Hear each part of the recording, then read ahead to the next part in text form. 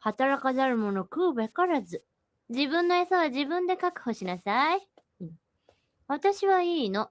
女は生きてるだけで偉いんだから。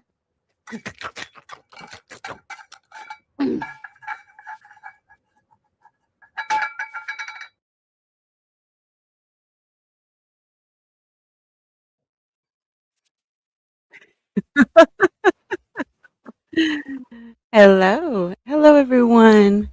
Welcome to the Cowboy Bebop anime series review. I know, ein. Um, yeah, so we're going to get started here and talk about the anime. I watched it English dubbed, and I know that little scene there. That's probably the one I laughed at the most. It was with Faye because, they're all starving. As a perpetual theme with Cowboy Bebop. But she, reaches in there and eats the dog food, which is appalling to me. I would never eat dog food in my life. But hey, I'm not aboard a spaceship running from my past, right? So, well, hello, everybody. Welcome. Welcome. So the introduction, I wanted to do this because I think it's time to blow this scene. Get everybody and the stuff together. Okay, 3, 2, 1, let's jam. Let's jam indeed. So I made a little slideshow, kind of little, of the Cowboy Bebop crew, and my thoughts of this series and show and the characters. And I'm all nerves and bundles right now. So it starts off with two characters that we get into. The first one we see is Spike Spiegel, and the second one we meet is Jack Black. They are aboard the Cowboy Bebop spaceship as they're going on all of these random adventures. How the timeline works of this show is that it's linear, but there's no I guess, consistency. They're all their own little separate, stories. But in these stories, you get the bigger picture of what's going on with the crew and their past and, their connections to everything. Hello. You eating dog food? I do have a funny story about that. I will tell you in a little bit. You're making bell peppers and beef. Hello. Hi, Sherry. Good to see you. And hi, Zach. Good to see you guys. Thank you for coming by. This is going to just be random, sporadic thoughts of love it. It's not going to make sense. But I will go over all of the episodes that stood out to me and kind of the narration that I love to do with them. But also just the nuances and the underground tone of the film. So it starts off, I think it's 2077 is the year. So they're in the future.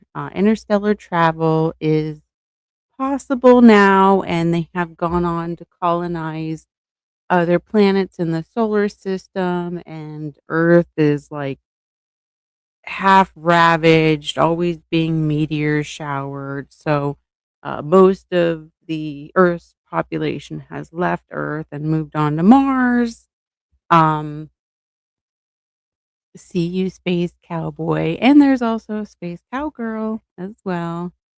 That is a true story. When they first made this anime, they did not really know what to do with it. No one seemed to be appealed by it. so it just kinda went back into the shelf, and then they offered it to, I think, Funimation and Sunrise Studios, and they loved it when they watched it, so they got together with the cast of that now we are gonna go into oh, yeah, I didn't get that open, did I? American yeah, I have all these things open, but I did not get that one open. That's typical, typical. No. Oh my god, they had the 2021. Okay. Spike is voiced by Steve Bloom, and he's done the other anime that I reviewed was Samurai Champloo. Uh, Jet Black was voiced by Bo Billingsley. Faye Valentine by Wendy Lee, and Edward it was by Melissa Font. I don't know any of those other than Steve Bloom because of my past history with Samurai Champloo. But I do really like all their voices and the the thoughts and the care and the love that they put into this. It shows. Faye would, I would. Let me go to Faye. There we go. Yay, Faye. Oh man, she is what a piece, man. She I'm trying to figure out the best way to explain Faye. She is got this all in or nothing type of attitude. She had a very traumatic past with amnesia that she doesn't remember. And I get that's why she's like in or out. Like she cannot be constant because again, she's on the run. She's got money that she owes. But also she has no anchor. And it shows because she's constantly like running off from the Cowboy Bebop. Like they get so the theme of Cowboy Bebop is they are space bounty hunters and they go through collecting bounties, sometimes successfully, of these people who are on the run and who've done bad things. And so every time they get money, this there's an impoverished theme with them, where get money and then it's gone. So she runs off with their money numerous times and goes gambles it away, and that shows her personality trait there, where it's like all or nothing. It's risk, until the end where she realizes what truly home is, what what family means, and what it means to be constant. And it's almost at the point too late. Uh, so let's start off with Spike. Spike is I would call him a passive. What is it? The term? It's not anarchy, but he knows that there's a time gonna be where his end is going to happen. And instead of actively going to that, he is passive. He is not even engaging. It shows his character that he's kind of like, so he's not laissez-faire. He does care about people, but it's not a chaotic feeling with him. He's very grounded and neutral. Yes, he already died once. Yep, and what he had thought was lost. There is underarching theme. Julie is always. That was his love interest from the beginning, and it's like he's not letting go until he knows that she's gone.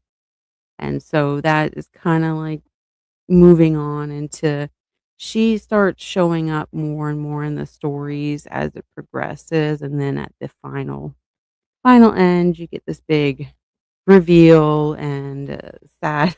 It's just the ending did kind of throw me off. I was expecting death, but there was a death I didn't expect. But then again, talk about the music. The music is good, um, and it's individually tailored to each episode. Like, there's some that have that twang of a cowboy western. That's what got me. The first episode was, Asteroid Blues, and I really liked that, but most of it is a blues kind of folk feel, and then there is the one here, is it not Jupiter Jazz, it's Waltz. It's a waltz no, it's not Waltz for Genius. There's one where it's very, opera in music. Maybe it is Jupiter Jazz when they're in the opera house, and he has his first, like, show off with Vicious. Yeah, Yoko Kanno and the Seatbelts, that is the intro, Tank. I did like that. I do like the outro, the folk blues. Yes. Hello, Soul. Good to see you. Yeah, bounty hunters in space, not what to like. You can't go wrong with bounty hunters in space. Why wasn't Jet very black? He did have some blackness. Real folk blues, yes. Um, it was voiced by a black person, so, yeah. Now I'm completely off my thoughts. So, Jet Black, his history is he used to be a cop on Mars, and he had a love interest too, and that went sour. Uh, let's see here.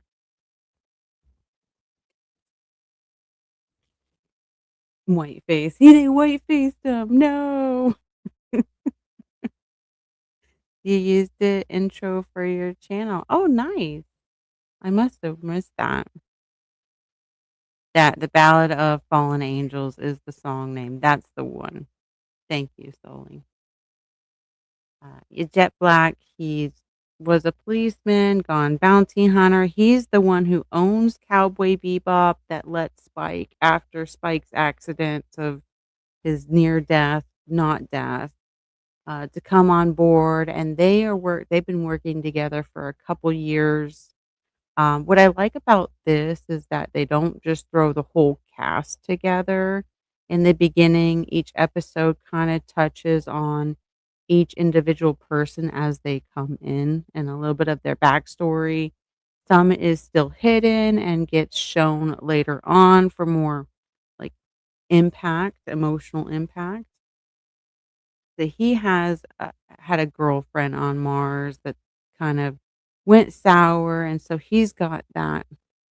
They're all like holding on to their past, is what you're gonna see. The only one that is actually not as traumatized as everybody else, but still is Ed.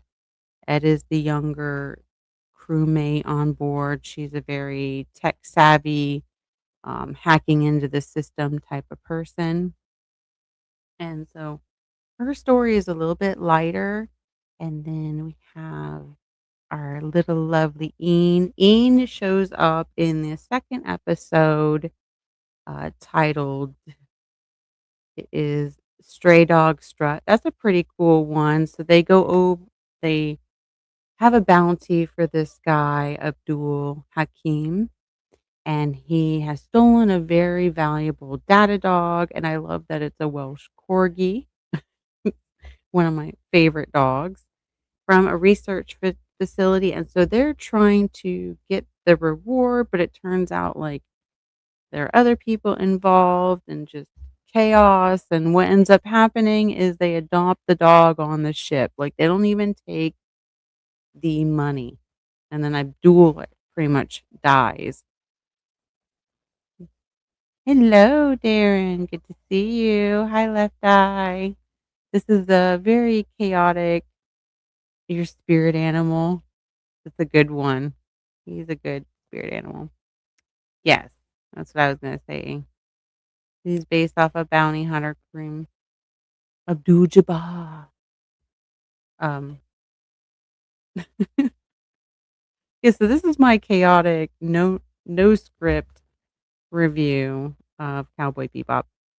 I enjoyed it all the way from the beginning to the end. There were some episodes that stood out for me and then some that I just couldn't quite get into, or maybe I was just too busy washing the dishes or tell my child not to do something 10,000 times.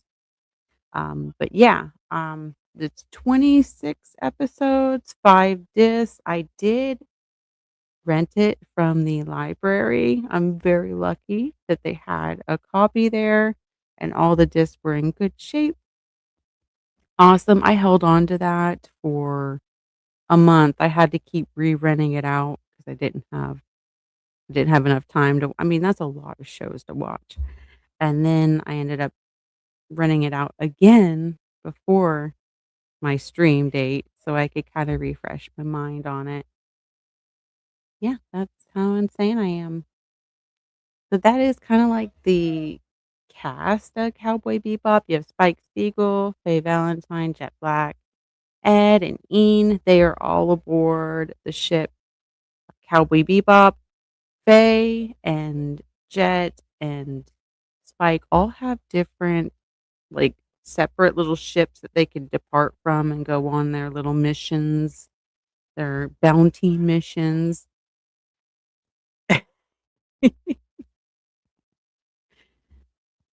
Shouldn't the vampire be a blood? Yeah, why are they Crips? Don't like no Crips here. I'm just joking. They are all aboard it. So there's another aspect of it I really like is they have a TV show, like a bounty hunters special where they go, there's these 2 people and they talk about who's hot to be caught. So who's in trend right now? Who's the biggest baddie that has the highest bounty? Um, there's one episode I'm gonna talk about. It is it's the I'm dude. It's Cowboy Funk. Cowboy Funk. So in that one, there's a serial bomber, and he's going around like trying to blow up buildings because he wants to make this big statement about how he's always ignored and nobody listens to him or respects him. And Spike is hot on the trail. Like he found the guy, disarmed him, but it wasn't the only one. And the bomber's like, yeah, the one I'm most scared of is you, but also, oh my God, what was his name? Eddie? No, no, Teddy, not Eddie, Teddy. And he's like a legit cowboy. And he shows up and the bomber's like terrified. He's like, oh shit. And the Teddy mistakes Spike for the bomber, and so this whole chaos ensues, and oh my goodness, Spike cannot stand oh, wait, Andy. Wait a minute. Yes, Andy, not Teddy. He cannot stand Andy. Like, they are both, like, that same type of personality just to go out blazing, but then Andy is just so oblivious. Like, he doesn't do his due diligence, whereas Spike kind of is more aware of things and does his what do you call it here? His investigations.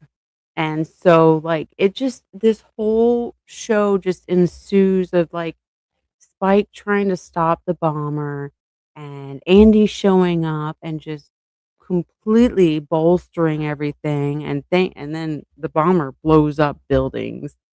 And then he's starting Teddy is the bomber, and he's starting to get mad at like, he's like, "You guys don't respect me."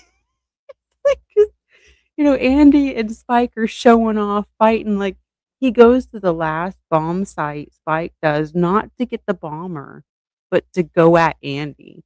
And so it ensues, like, they have this big fight, um, and in the beginning of the episode, Spike went out with, whatever money that they had left to go get groceries, right? And to get nab this bomber, just a quick thing on the side, and he ends up losing everything, and the crew and Faye and Jed are like, "Yeah, we just don't believe you. What did you do with that money?" He's like, "I told you there was a cowboy." Um, oh, night night. Thank you, Jana, for stopping by. I hope I have a good stream. It's just gonna be me rambling.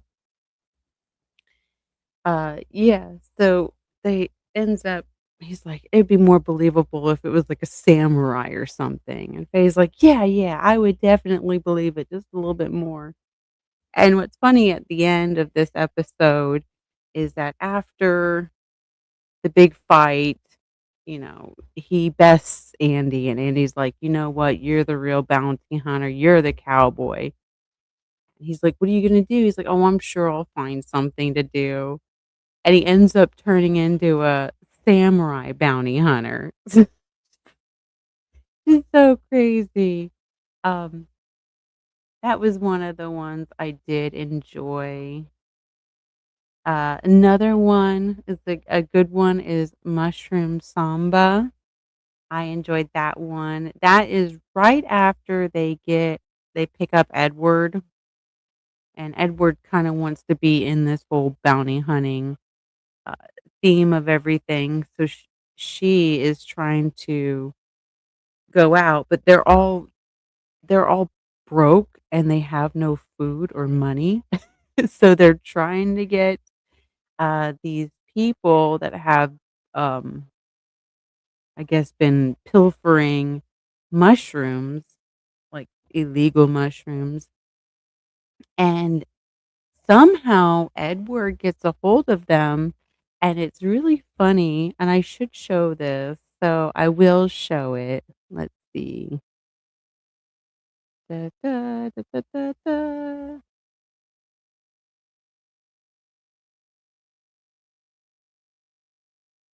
And I like it that I really do like how they set up each episode independently as its own. There are a few part 1s, part 2s, just to kind of get all of the storyline, that way they don't crush it all into one. But yeah, each of them are on its own. Da, da, da, da, da. Okay.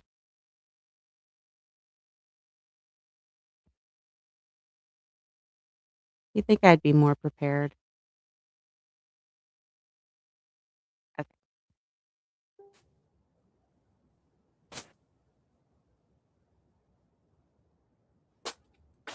Hmm? Really?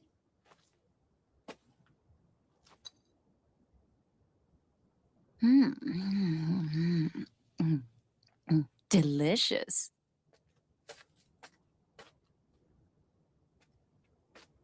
Huh? Hey, well now, this thing can't really be here, can it? Hmm.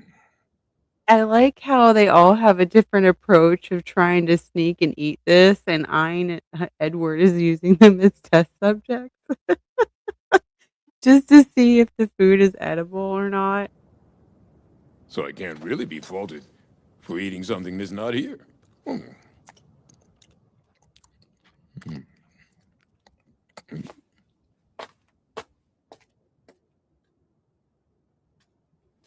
Hmm? Hmm. So smooth, so smooth.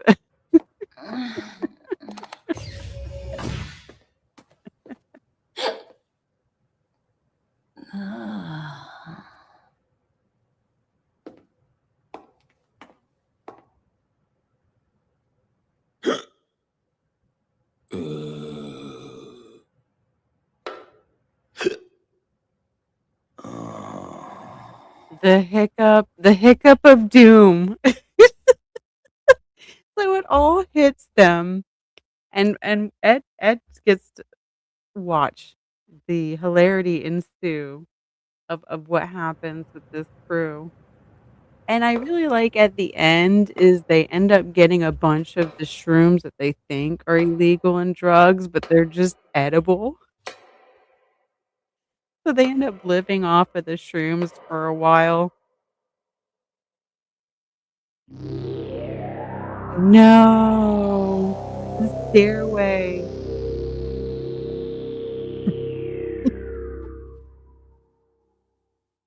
I would just turn back. I would.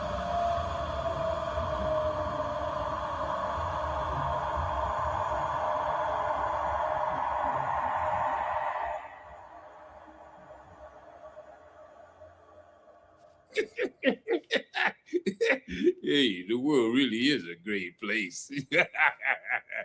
What? Hmm. Oh, wow. Did I just say something?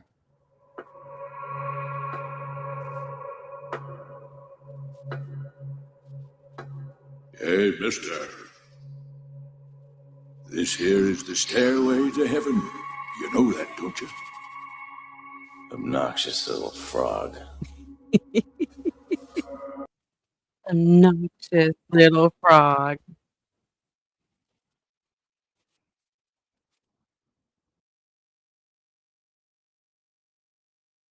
Yeah, so that was really cool. Um, Hi, IB. Good to see you. Thank you for coming by. He isn't a homo. It's truly tracking as a yes, yeah. Um,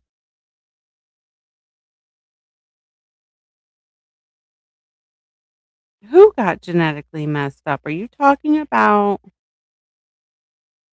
Okay, yeah, Jupiter Jazz. Now I know what you're talking about.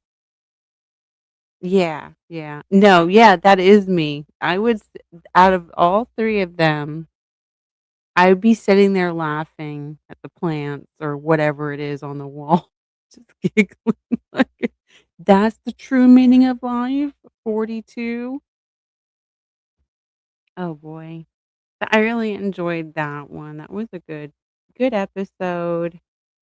Let's see what else is I could do. There is the saddest one here is "Speak Like a Child." That delves into more of Faye's past. So Faye, before this, she had run off and spent all their money on wild horses, horse races, blah, blah, blah. And so she arrives and there is a package delivery and they don't care about it. But Jet has to pay the charges. So he tells Faye, "You need to pay." And so she freaks out. She thinks that the people want her for her what she owes because she was cryogenically frozen in the past, like 50 or 60 years ago. There was an accident that she was a part of, so she was frozen until they could fix her or come up with some treatment or medical thing to get her back. And she ends up being back, but now she owes like $300 million, roughly. And so she's been on the run for 3 or so years. And she comes across Cowboy Bebop, and that's how they meet because she has the bounty. Hey, they come and they get her, and then they invite her on the ship. But anyway, so it's a cassette. It's a very old cassette, and they're like, "We don't no one makes this anymore." And they're like, "Okay, well, we're gonna have to go back to Earth," and Faye has already booked it. She's gone.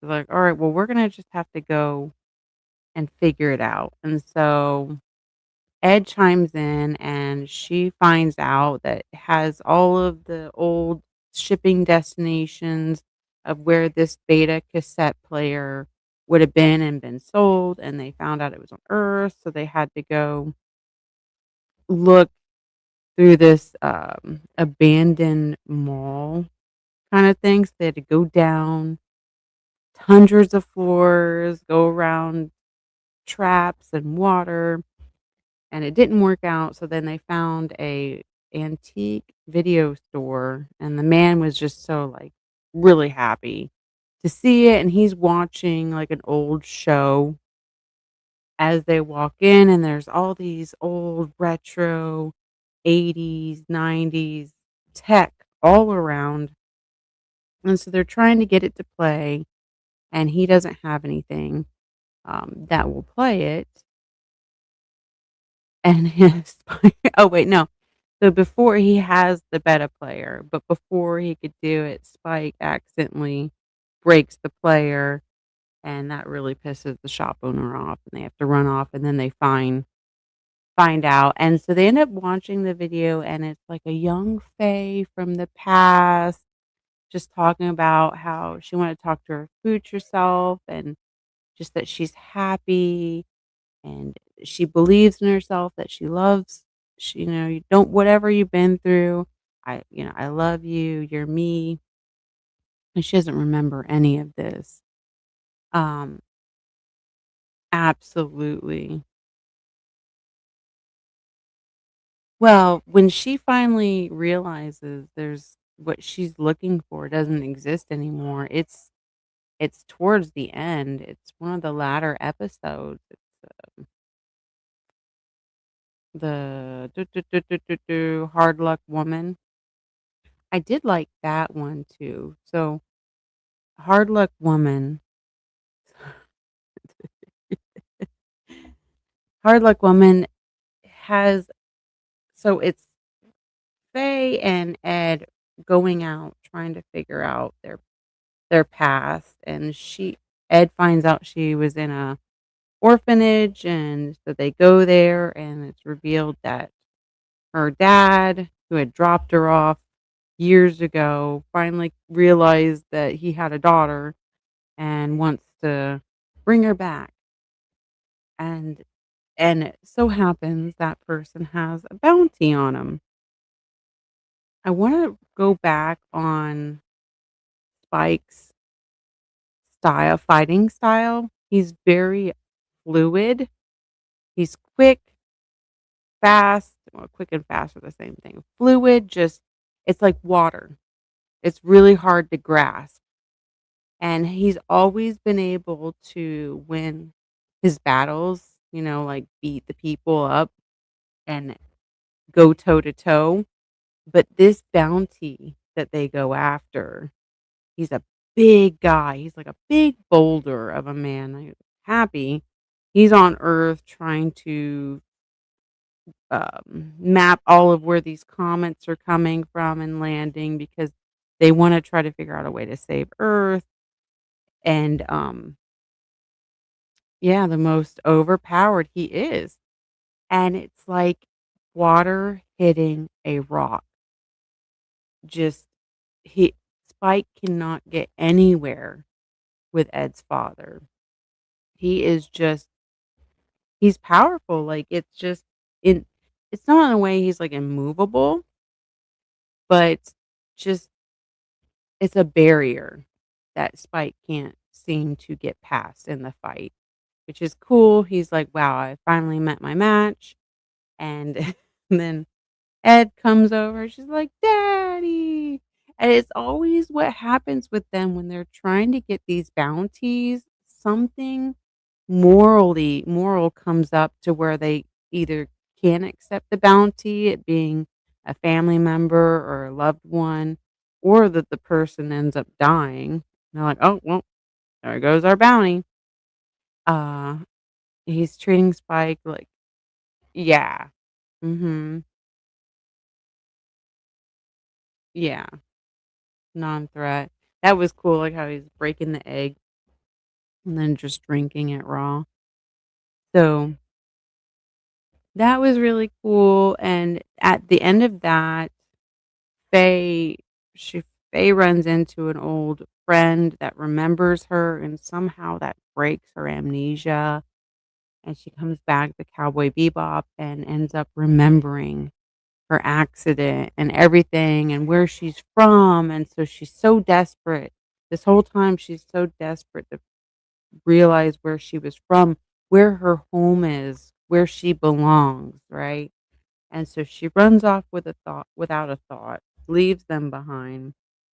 Ed and Ian end up going with Ed's dad, so, Jet and Spike are on their own, and it's devastating too because, she's running up this hill, Faye is, and she's remembering the past, but it's blocking out what the future is until she gets to the gate of her house. And when she imaginary opens the gate, it just ruins everything of her past is gone. It's it's not worth holding on to. There's no family. Her family died in the accident. There's no building to call home. There's nothing. And then she ends up realizing kind of too late that her real family, her real home was aboard the Cowboy Bebop. And she does at the end of the last 2 episodes try to keep that bond, but it's too late because Spike has already made his moves. He has the syndicate is interwoven in some of these stories. You get a taste here and there, and that is what Spike was a part of in the past, was the syndicate. It was an organization of, ruthless guys, and they were always doing secret operations and stuff, and he wanted to get out. He wanted to be with Julia, and his enemy, Vicious, realized that, and there's no way you can get out of the syndicate alive. It's like the mob and the mafia. And so he's like, "Julia, you're gonna have to kill him," and that's what's revealed is that Julia shoots him. He almost dies, but he, comes back to life. And so he's a hollow vessel of what he used to be. And his only driving force is Julia at the end. It's like always about finding Julia, saving Julia. Is she alive? And so he's already made his moves. Vicious and the syndicate. Vicious is trying to take over the syndicate, and just Spike already knows his number's been called. His time's up. So he goes and tries to save Julia, and Julia ends up dying. And so there's nothing there to tether him anymore. So the last 2 episodes, the Real Folk Blues part 1 and 2, is that story about Julia and the syndicate and Spike's ultimate confrontation with Vicious. Vicious already took over the syndicate, and they're equally matched. They were partners back in the past. So they know each other. They know their weaknesses. They know their fighting style. They know what their inner drives are. And so it's just a fight to the death between them two. And so that was a little bit shocking to me. They're too stubborn to cry outwardly. Yes, yeah. So at the end of that episode, hard luck woman, the father ends up giving them a bunch of eggs, and they've always had issues eating and with food. And so they boiled all of these eggs because they wanted a buffet for the whole crew. They wanted Faye, they wanted to Ian, they wanted Ed to eat. And they realize that they're all alone. And so instead of crying or talking, Jet, Jet and Spike just end up eating all of the eggs.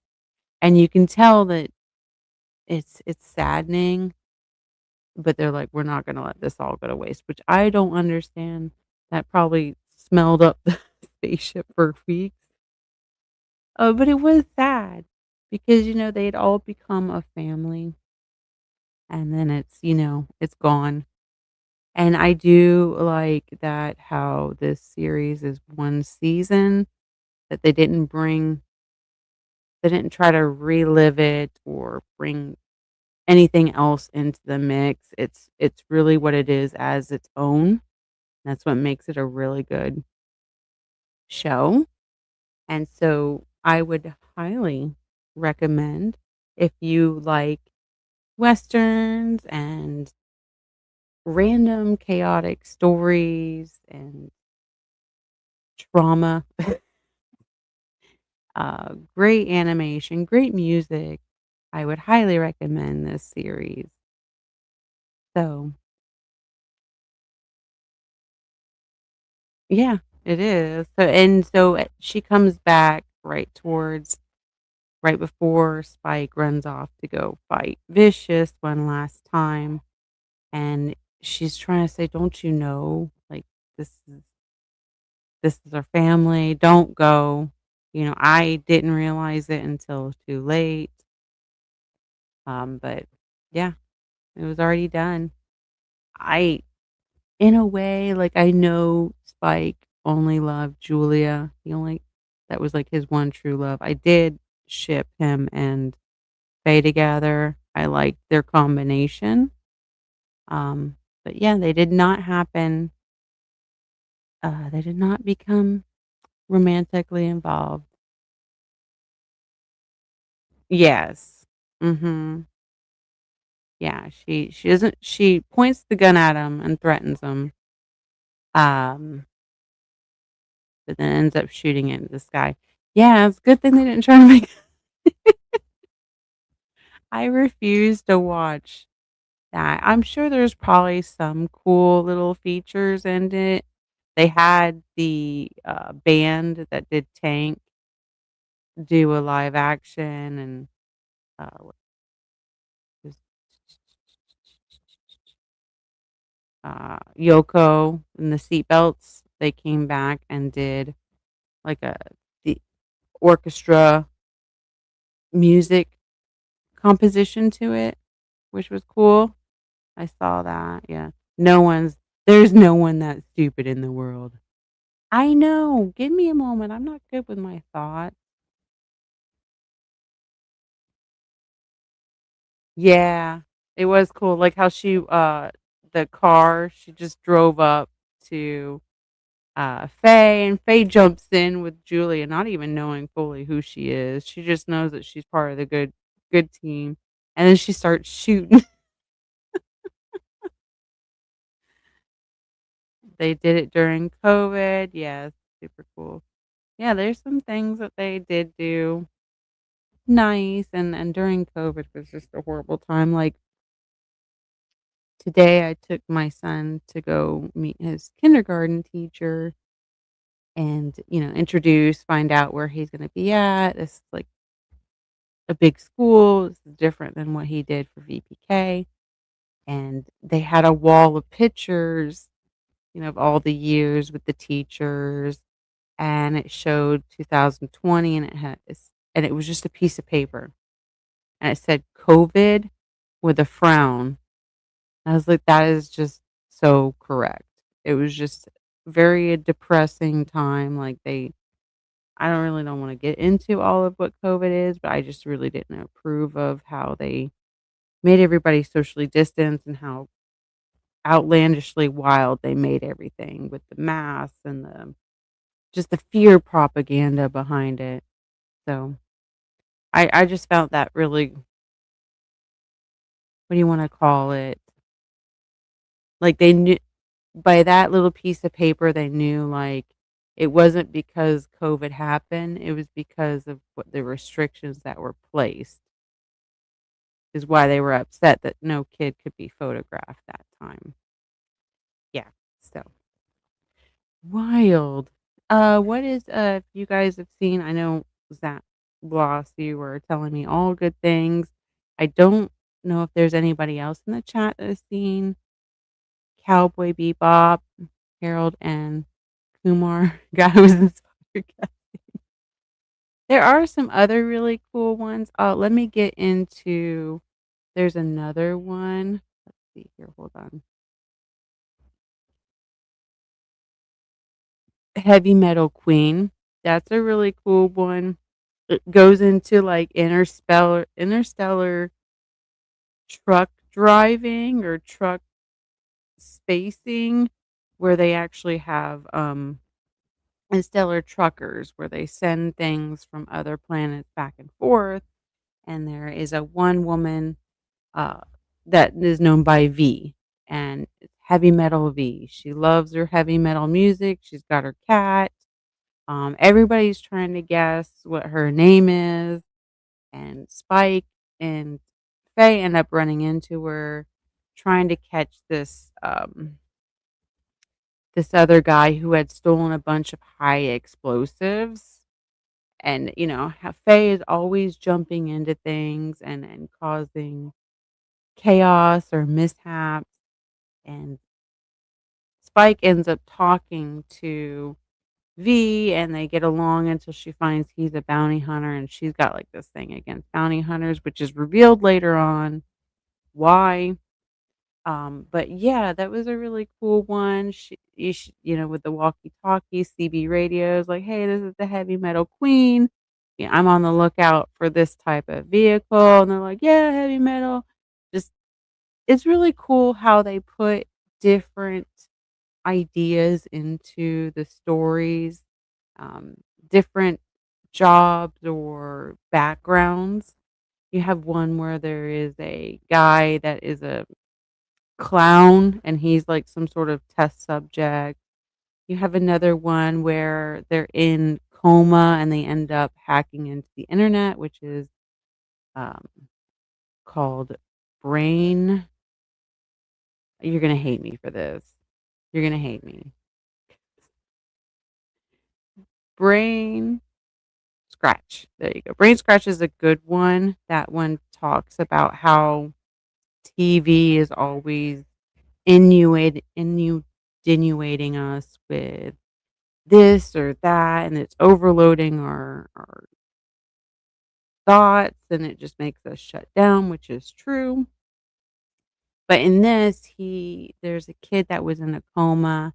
He ends up hacking into the internet, which is kind of like a ghost in the shell kind of thing. He's getting in, and he creates a whole persona of this religious cult leader, Scratch, and how your body's just a vessel. When you die, your consciousness is gone, and they have to get into why this person is doing it. That's a cool one.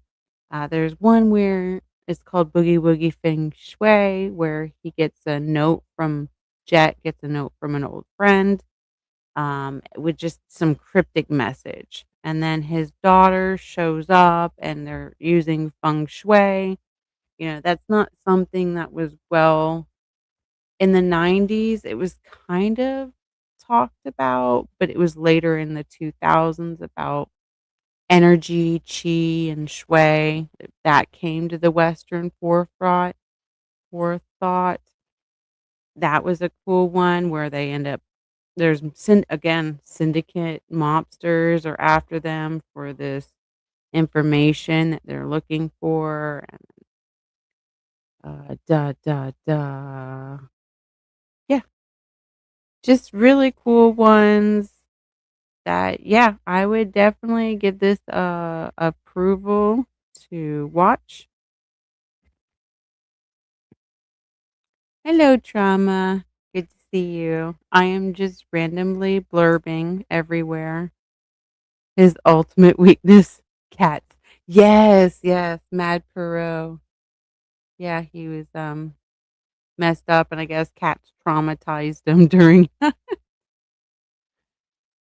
and the movie. I did not get to watch the movie, but yes, it's been a long time, but they had a big fight on the train, but before that they're up high and there's fireworks going on, and their fighting styles are kind of similar, and they're just going at it. I would recommend the movie as well. The movie, if you want to watch the movie in context, you're going to need to watch it, I think, before episode 20. It's in between 23 and 24. No, it's after Brain Scratch. I would do that because Hard Luck Woman is when the group disbands. So I would put it in between Brain Scratch and Hard Luck Woman, that one. And again, the movie is a standalone. It's not it doesn't pull anything from this anime except for the characters themselves. That's what I really like about that. And you can, if somebody was smart, you could do the same thing again, but it's just not the same. I don't know. There's something about the 90s animes that just stand out so well. Love it on the AJ scale of cartoon. He's cool. He's cool. Definitely not over Vash the Stampede though. Yeah. And that is before Hard Luck Woman. So after Brain Scratch, I would recommend watching that movie and you would get a continuity. Because there is a forward momentum of all of these episodes, even though the episodes don't tie themselves together, except for the underlying current of the syndicate and them all having their burdens and their pasts that they hang on to. Everything was hand drawn. Yes. Yeah. There was a lot more tension. And this was, again, this is a Japanese fully developed show. They they put all of their work into it, and then we ended up Funimation and Sunrise ended up getting a hold of it, and all they did was just they watched it, they loved it, and then they just English dubbed it. Really, everything was perfect as it was. So they just put their English, and it came here, and it just rocked. It did rock. So, um, yeah, I know it's short and sweet. It's different than when I did my Samurai Champloo review. When I did that one, I did it based off of episodes and I went into detail on each episode.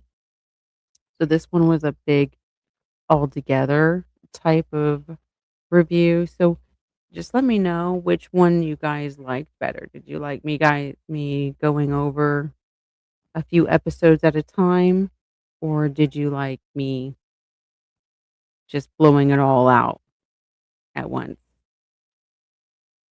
Staying up until 2 a.m., hearing that. Yeah. Yeah. I hate that I missed, like, I watched the movie a long time ago, and I hate that I missed the show because this was really something um that was worth me putting my investment into. So, I might do a Trigun anime review in the future. We will see. So just let me know which one you guys prefer to me. Did you like the one with the couple episodes at a time or just the big splat of meandering nonsense that I am? With the big human Mossad. I need you to spend an hour explaining specific detail. I know the first one was shampoo. I had a notepad and I had each episode and I wrote down my notes to remember. This one I kind of just did it based off of my memory. So no, I really appreciate everybody that came by and said hi, dropped a like, hung out in the comments. Yeah, you know who my favorites are. I do really appreciate you all. And yeah, I will be seeing you guys in the chat somewhere in the future, hanging out. And that's really all I got to say. Um I was thinking about singing the outro, the Real Folk Blues outro. Should I do that?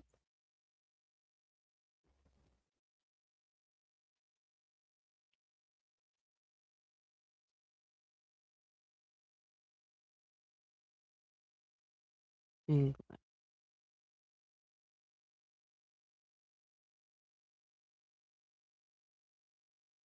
Sing it, do it now. The real Goy blues. All right, I'll do it without any music, which is this is gonna be fun.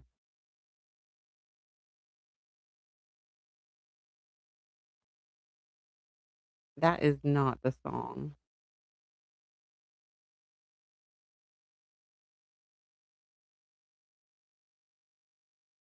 English.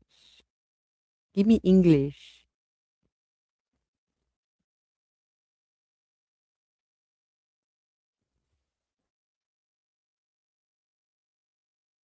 Okay. We'll sing along. You don't even have the lyrics for it. I could put it up. Let's see.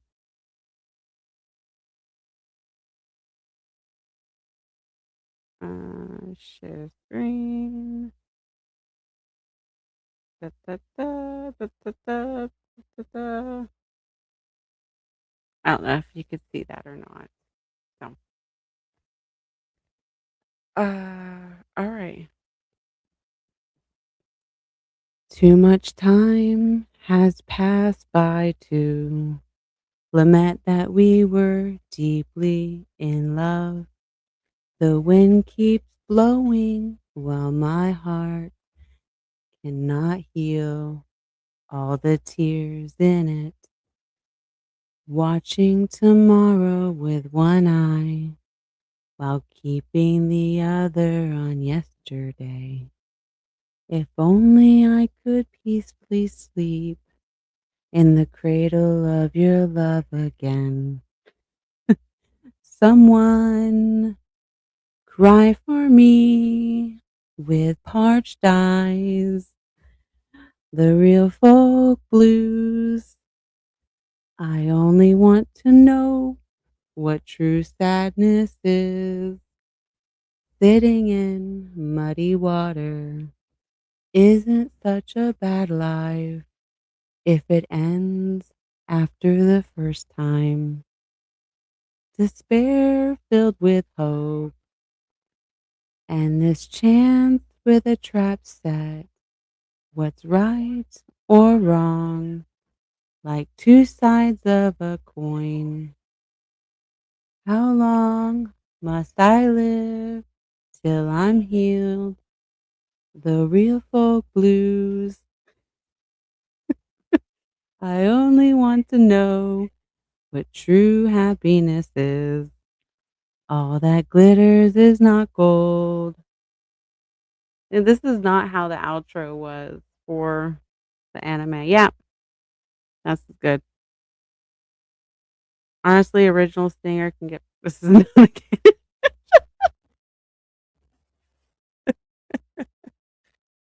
I should. I should. I'm monotone. Next, do Despacito. What is that one?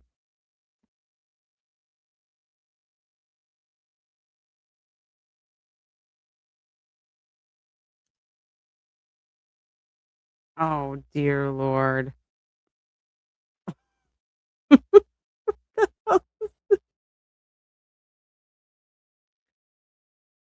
It's all in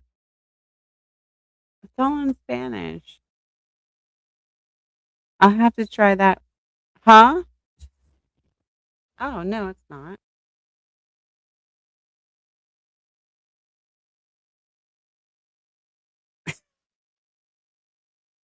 I'll have to do a oh sorry. There you go. I really enjoy doing the karaoke night with AJ, so maybe I'll have to do my own and you guys can send me money for song requests. But all right, guys, that is all for tonight. I really enjoy everybody that hung out and left their comments and talked. I really appreciate it. And until next time, we'll see you guys later.